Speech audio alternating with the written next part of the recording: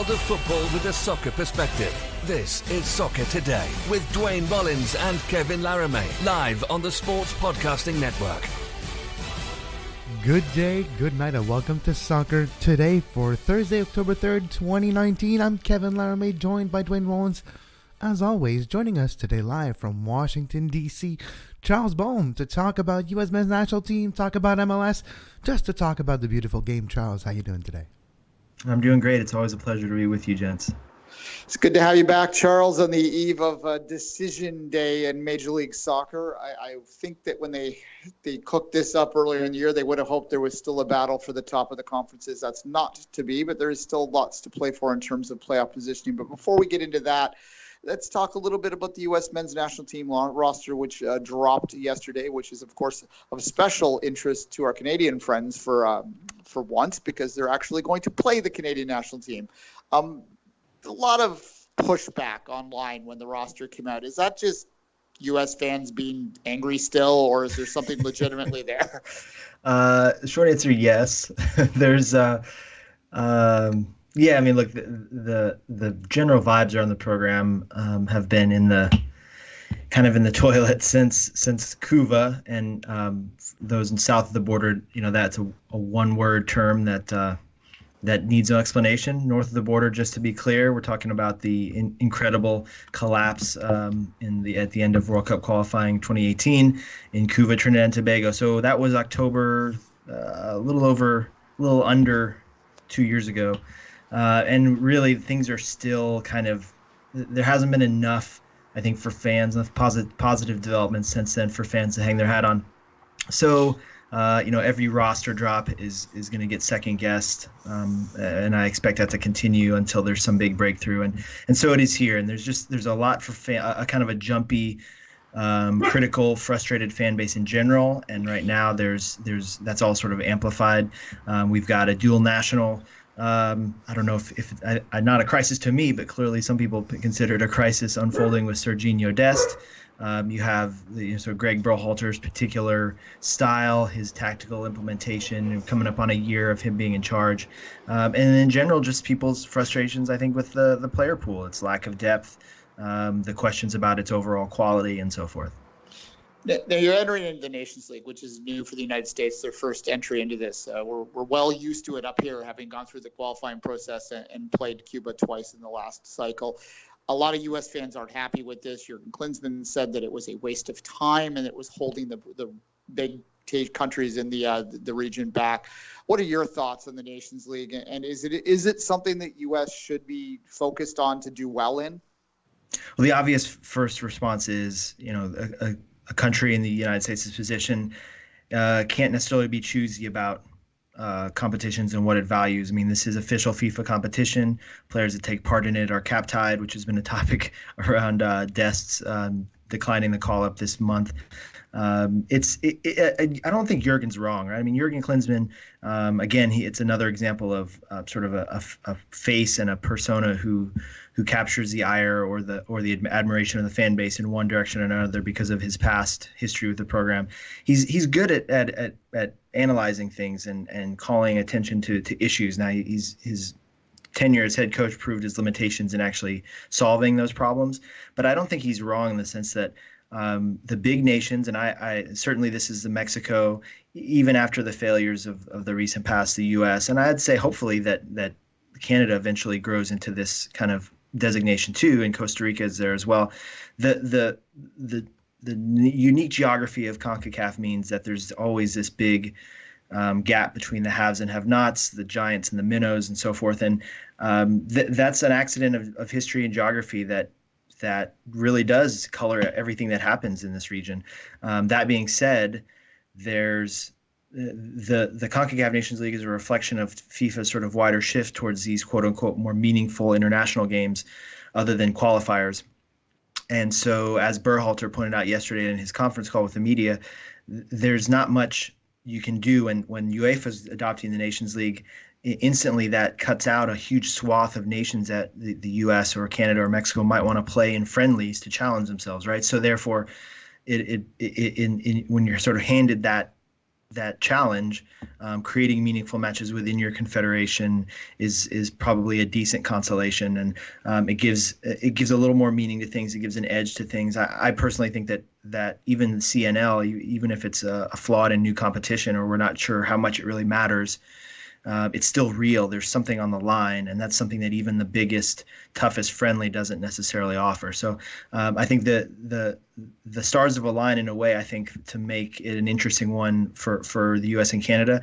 I think this is a fantastic opportunity for Canada this fall, and the U.S. should rise to that challenge, because right now they can't be proud enough to say that Canada is a team that they can walk past, which maybe they could have said in the past, but. This is I think we're setting up for a couple of fun games in CNL, and from there, maybe some bonds can be made with this newfangled thing. Another subject of controversy right now regarding U.S. players is Christian Pulisic not playing with Chelsea so far a month in this season. I'm a Chelsea man myself, and it's not necessarily a team easy to break through. What is your thoughts right now on Pulisic's form and his selection in the roster? Well, yes, again, another example of the phenomenon that I alluded to earlier. U.S. fans there's a lot of ledges around. They find themselves compelled to climb out onto those ledges very quickly these days. And Pulisic has, of course, been the biggest bright spot of the rough past couple of years. And now I think people feel just hurt in a different way by the fact that the crown jewel of the program, who made this big money move, this big step into the most prominent league in the world, the most widely watched, or one of the most widely watched overseas leagues in the United States, at a team that has a big fan base in this country, and now he seems to be chained to the bench, or worse, not even making game day rosters. I've been in the sort of calm down camp here, because I think we still have a really small sample size to work with. Yes, there are some factors that need to be broken down. He wasn't necessarily Lampard's handpicked transfer. The deal was done months ago. The price tag does him no favors, but it's also just a reflection of the situation that Chelsea were in terms of they had an impending transfer ban coming in. They didn't want to get into a bidding war. I think they still value him in a big picture, not just as a U.S. marketing device, but as a young, talented player with a lot of growth ahead, a lot of potential, and an ability to contribute straight away. But the hiring Lampard, his track record with Mason Mount, for example, and his approach to things may not necessarily be perfect for Pulisic, but honestly, this kid has overcome so much to get to this point. I mean, the kid moved to Germany as a teenager. Before I think he was 15 or thereabouts, maybe he had just turned 16. He rose through the system the hard way in one of the biggest clubs in Germany.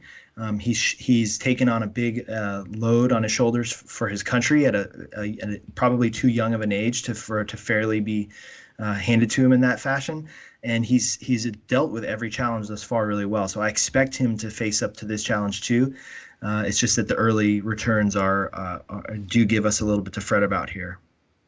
Now, let's transition a bit more on our side of the pond, at least on our bread and butter, Major League Soccer. It's a very weird year in Major League Soccer. Of course, Decision Day is coming this Sunday.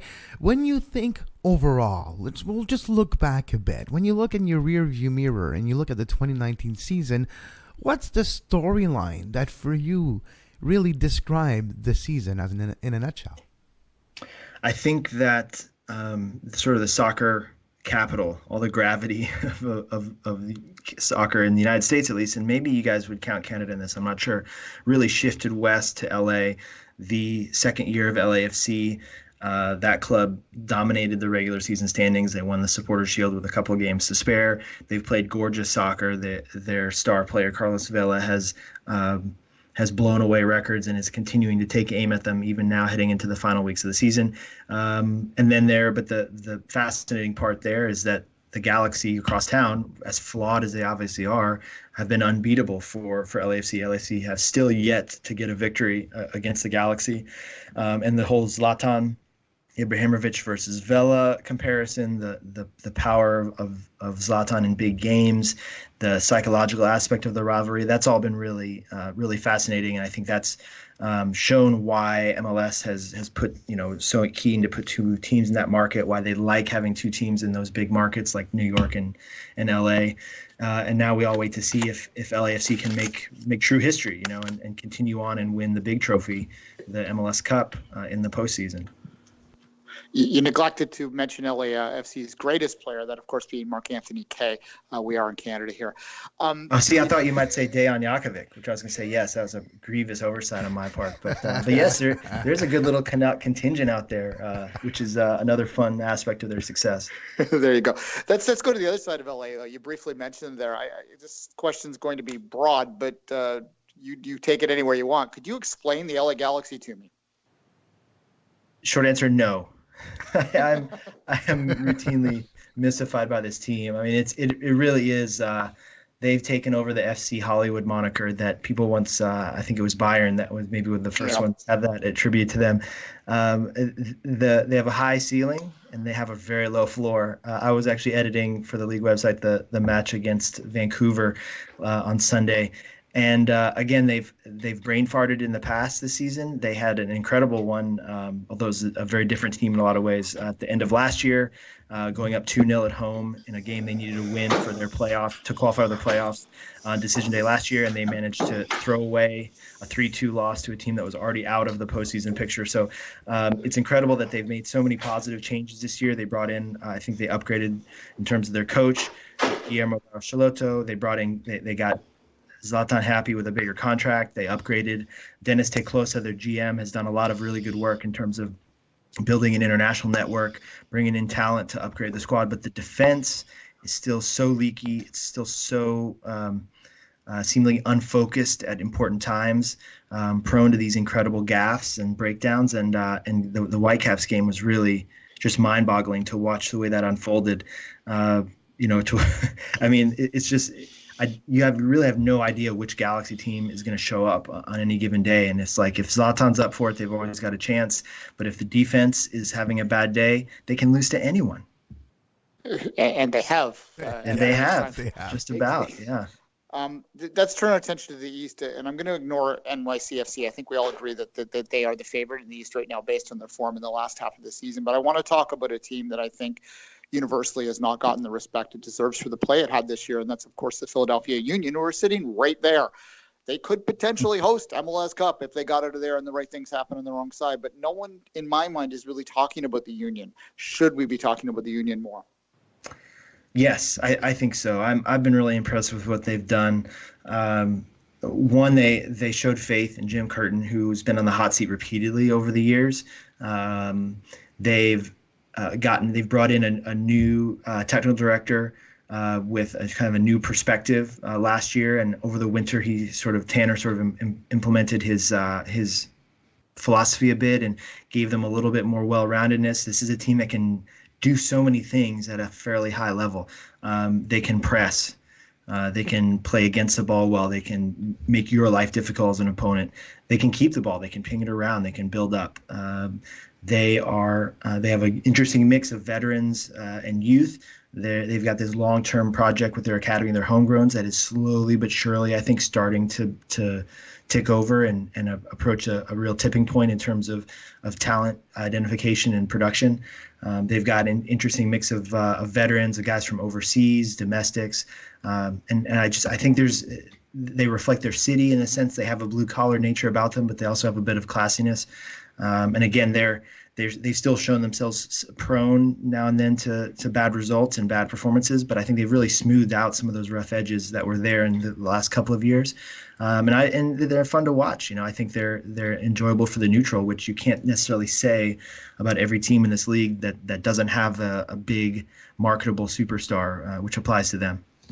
Now, moving a little closer to where you are geographically, DC United are in fourth. It's the last the last few weeks of the Rooney era with DC United. They had a little bit of problem earlier this year. Of course, when DC announced that when Rooney will leave for Derby County, there was a slump. There was a good 3 to 4 weeks where winning and just playing was really difficult. They were able to right the ship just in time to qualify and host one playoff game. What's the ceiling for DC United in the 2019 playoffs? Yeah, it's a great question. I don't have an easy answer for that because, again, there was that inconsistency. They really were disrupted by, I think, Rooney's situation in midsummer. I have to say, we tend to only look at the player in these situations, but I do think he was a victim of circumstance a little bit in the sense that Rooney has shown pretty consistently that he's committed to the team. He's interested in sort of making the best of this new life in North America. It's just that it didn't shake out with his family situation. His wife didn't get settled. She apparently was miserable, spending a lot of time at home alone, just couldn't adapt. And we see this with other English players, right? That there's a perception, rightly or wrongly, that English players don't travel well outside their country. And so it was here. Not necessarily Wayne himself wanted to leave early, but he had to make the holistic choice for his life, and inevitably that had a knock-on effect on his team. And they've also been dealing with this sort of rumbling saga with Luciano Acosta, who's almost as important to them for the tradition, at least up until recently, in terms of his quality and his impact on the team. So I think what Ben Olsen, their coach, has done is kind of got them back to basics. He feels like a strong defense is really the starting point for a team that can contend for trophies. Now he's sort of sidelined Acosta a little bit. He's become more or less a substitute, which I think is discouraging from the point of view of aesthetics and just overall quality of play. But that's working for them. I mean, I think they're on a clean sheet streak of 3 games now, and they're locking it down at the right time. And you guys know, even with the new MLS playoff format trying to make the regular season more valuable and meaningful, it's still a lot about momentum, getting yourself together at the right time as fall arrives. And I think DC have done that as well as anyone in this league. And given their ability to lock things down in the back and Bill Hamid's form and goal, I think this is a team that's really well orchestrated or well constructed for postseason success. And Rooney's gonna go until he's gone. He's gonna give you everything he's got. Oh, I was going to go to the playoffs, Charles, and I'm wondering, what do you think about the new format, and especially, how do you think it's going to happen? Are we going to have a surprise team coming and winning 4 straight games on the road to lift MLS Cup? Or is the new format the one game, I would say, one-off, and you never know what can happen in one game? That's a famous cliche. Are the favorites going to stay more in the playoff, which is one of the reasons the league is moving to this format, or are we going to get some upset, just like in the prior years? It's interesting because I think that the format sort of pits two forces or two concepts head to head. One is that the smaller the series, right? When you move from a 2-game series to a 1-game round, you increase the potential impact of randomness and upsets and the best team not necessarily winning, or the regular season results being discounted or moderated. But on the other side, it's really cranking up the benefit of home field advantage. That home field advantage has traditionally been a disproportionately strong factor on results in MLS for going back to the league's roots.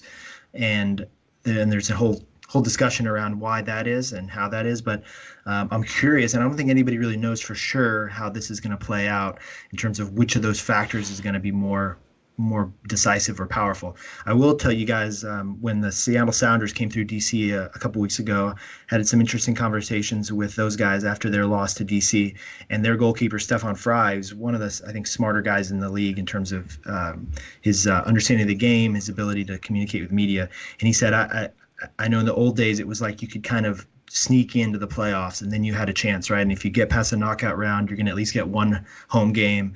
You can sort of mount these underdog runs. And he said, I'll be very surprised if someone can sneak in as a lower seed and then win however many home game or away games you need to win to get all the way to the cup and then to win the cup. I mean, you're talking about, what do you say, 4 games? Traditionally, that's been damn near impossible in MLS. At some point, it's not that there won't be upsets, and I think there will be some favorite teams will get knocked off. But the idea is that over the bigger swath of games, eventually the better teams are going to advance. So it's going to be interesting. Nobody's really certain how this is going to go. So we'll prepare for the New England Revolution MLS Cup parade in a couple months' time. I was just thinking we could have a Bradley Derby, you guys. We could have Toronto FC versus LAFC. Wouldn't that be a blast? We saw the game a couple weeks ago. It was certainly interesting to watch there, which actually segues into where I was going to go. Charles, a couple weeks ago, it was last week, I asked my followers a poll. I asked them whether Toronto FC was 9 games undefeated or whether they were 3 wins in the last 9. You tell me, and what kind of playoff chances does TFC have this year? Well, I'd love to know what your it was two-thirds on the negative, but I think that's just fans sporting. This is fans. Yeah, this is the fans' mentality. TFC is another fascinating case. I think, again, high ceiling, probably a low floor, relatively speaking. You know, there's so much quality in the attack and in the midfield there. I mean, when Josie's fit and in form, which you guys are closer to him right now than I am and have probably watched more recently, but I'm liking what I'm seeing from him, even though it seems like they're being really careful with his minutes. I mean, that's a guy who, when things are clicking, is a game-changing, bracket-changing force in this league, and I think there's still a lot there. And then Pozuelo has been a little bit mercurial, I think, but we've seen glimpses of that. His ability to knit things together and make special plays. And again, it's a cliche, but it's for a reason that the postseason, these knockout situations, are stages for big personalities who like to perform in big moments. And when you've got enough blue chip quality like TFC do, again, it's comparable to the Galaxy. I think that these big time players can kind of sniff that moment. And let's be honest, if they can get a game at home, that's a tough place to go and play for anybody. So I actually like TFC. I think they're so much comes back to the back line. Can that back line put out fires, keep its focus for 90 plus minutes at a time? Because at times they've just gotten really gashed open this year. Charles Boehm is a soccer writer. You can follow Charles' work pretty much everywhere, MLSsoccer.com, US Soccer Players, and you can follow him on Twitter to make sure you never miss one of his great articles at CBOEHM. Charles, thank you very much for your time today, and we hope you have a great decision day on Sunday. Likewise, gents. And we'll be right back after this short break. You are listening to Soccer Today. Follow us on Twitter at Soccer Today SPN and like our Facebook page, facebook.com/Sports Podcasting Network. You can find the podcast version of all the shows we do on iTunes, Apple Podcast, Google Play Store, TuneIn Radio, iHeartRadio, and anywhere you get your podcast. And we're back on Soccer Today. Thanks to Charles Boehm for his time today. Always a pleasure to talk about the beautiful game with Charles. Duane, how was your Wednesday evening? It was okay. I watched some sick CanPL in the snow out in Calgary. Cavalry was a 4-1 win, 3 goals very late in that contest, if you care about that. And many of our listeners do. The best, the cream is continuing to rise in CanPL. I watched the Diego Maradona documentary, at least about 3/4 of it. I kind of fell asleep during the end. I'll rewatch that tonight. It's okay. Very, very good. It's okay. Maradona fell asleep for the rest of his career, too, after the first 3/4. So it's okay. It's very fitting. Exactly. It is. Many people have reviewed it already. So just my real quick review is watch it. It's worth it just for the archive footage, which is incredible to watch some of the footage they have from like 1980s, the Napoli era, certainly Argentina in the 86 World Cup. It's incredibly photo. Right after the hand of goal, you have to backstage footage of Maradona. Diego is okay. Maradona's not a nice man. There's a difference, and you can learn about that difference in the documentary. Duane, to wrap the show today, just a couple of notes. Fikayo Tomori, he had the choice. Canada, Nigeria, or England. Gareth Southgate came calling. Fikayo Tomori answered, called up for England today. Yeah, and look, we were more hoping than thinking when it comes to Tomori with his chances to play for the Canadian men's national team. And, we could make a logical argument about the chances of him making a World Cup roster might technically be slightly higher with Canada hosting 2026. But that's, for a young man, you're 7 to 6.5 years from now is not exactly what you're thinking of, right? You're thinking of tomorrow, and you're thinking about that you believe that you're going to be at a level that in 2026 you'll be on the England squad anyway, right? Like that's how you have to think as a world-class athlete. And this is a young man who, other than the first 5 months of his life, grew up in a Nigerian expat household in England. His connection to Canada is his mom and dad's memories, not him. And long memories from a long time ago, and short memories. Yeah, look, and I'm sure they appreciate the country, and that's probably why he chose to represent Canada at the youth level. And you can make the argument that maybe he shouldn't have done that if he always believed he was going to England. But I think that's a position that's very different, very easy for those of us that don't have to make it or in. At that point in his career, maybe he didn't think his ceiling was high enough to ever be in the English national team or the Nigerian national team, and he wanted to have a taste of it, and he took the advantage of that point. And I think sorry, go ahead, Kevin. I was going to say, I think also the fact that when you play youth, the England youth system, you think it's congested here? No. To play as a youth England international, it's not easy. It's a lot of players, and maybe the feasibility of playing for the youth Canadian program and being chosen and having time was a little bit more easy on this side, maybe. And also, he was well aware that he was not cap-tied for his professional career and his senior time after playing the youth time in Canada. Well, for Canada, not necessarily in Canada. Precisely. And look, sometimes I think we tend to make fun of England as an international soccer power because they're not number one in the world. But the reality is they're a very, very, very good team. They are legit top 10 in the world. And that's, that's anything conservative. That Canada. And you're being conservative because they were in top 4 in the World Cup last summer, right? So. Yeah. Canada can't even see that with Periscope right now. So it's let's be honest, right? Periscope? No, they can't see it with the telescope. Hubble is not working, and the James Webb telescope is not in orbit yet. We can't see the World Cup. Yeah. So anyway, the final thought on it. So my message to Voyagers that are angry is that you can be frustrated that we still haven't solved the backline problem. But my message is that you shouldn't be angry at this kid for choosing to play for the only country he's ever called home. That's kind of what we want. That's kind of what we've been upset at in the past when Canadians that have grown up here have chosen other countries. We've sort of said, well, you grew up here, so why, so we can't be hypocritical about it. Looking at you, Owen. It's always about you, Owen.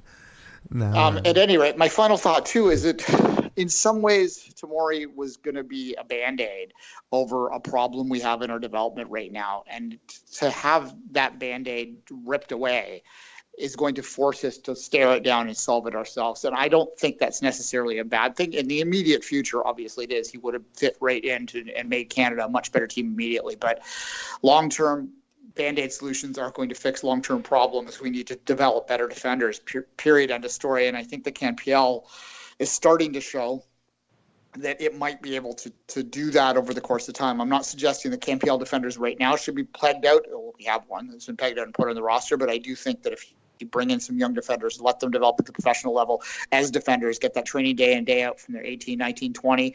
By the time they then move on to a bigger setting than CanPL, they will all be prepared by 2026 to fill the gap that we'd hope Tomori will now.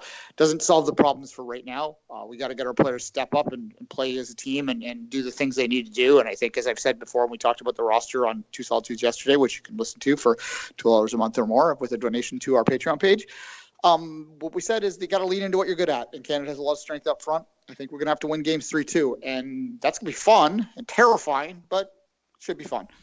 Fun and terrifying for me don't necessarily go well together, but I guess it's like a roller coaster.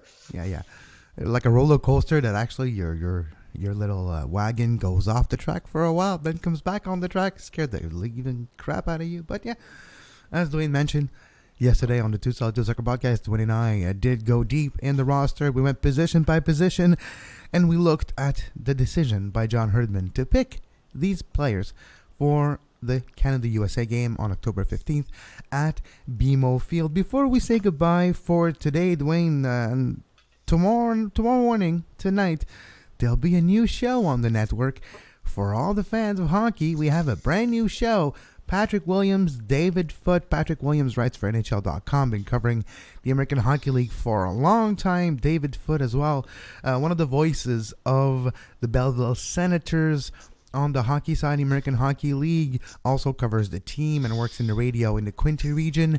Both of those gentlemen will be covering the AHL with a show, Duane, called Around the Egg that will make its debut in the morning on the Sports Podcasting Network. Which is all part of the shift you'll start to see, beginning now, really, but really cranking up in a month's time. Kevin, I think we could say this, that we'll see the Sports Podcasting Network being more to its roots of its name. I think you might even see more writing appear on the website. Yes. So all changes that will be happening. It's crazy. I was just going to say, Duane, it's crazy how I wrote one article in the last 2 years and I got the most amount of visit on the website I had in 2 years. So maybe there's a correlation there. I don't know. Yeah, and look, I still continue to have Canadian Soccer News as a venue that I can post articles on. But there's a lot of other folks that have picked up the mantle there, and I kind of feel that it's a better venue for them to do that now because my voice is very well known in that community. You don't need to hear me anymore. You know my opinion. But I may bring back sober second thoughts to as a weekly column on the Sports Podcasting Network website. So if you enjoyed my column writing in the past, and I for a long time wrote a bi-monthly column on not bi-monthly, twice monthly column on the Canadian Soccer for The Score. Missed that. I think maybe something similar might reappear on the Sports Podcasting Network. So my writing will get out there a little bit more, although I write professionally, so it's hard for me to motivate myself to write recreationally. But I can do it for you, Kevin. I can do it for the Sports Podcasting Network. Yeah, we'll try. But that will be available also. If you noticed yesterday on television, on TSN2, there was a brand new show. Yes, it is about professional wrestling, but it's not the professional wrestling you're used to. There's a new show on the network as well covering this, and with longtime MMA and junior hockey journalists as well, Jason Hagholm, joining me every Wednesday night to review All Elite Wrestling. It's the All Elite Review Show, and you can follow it on Twitter at All Elite Review, and you can find the podcast now everywhere you get your podcast. But until tomorrow, where Duane and I will preview Decision Day, Duane. Decision with only one decision to be taken. It's still Decision Day, and we'll be back tomorrow to preview the last regular season day in Major League Soccer. Thanks again to Charles Boehm for his time today at CBOEHM on social media, and you can follow Charles' work on MLSsoccer.com and US Soccer Players also. But as always, until tomorrow, for Duane Rollins, I'm Kevin Laramee. Have a great soccer. You can find the podcast version of all the shows we do on iTunes, Apple Podcast, Google Play Store, TuneIn Radio, iHeartRadio, and anywhere you get your podcast.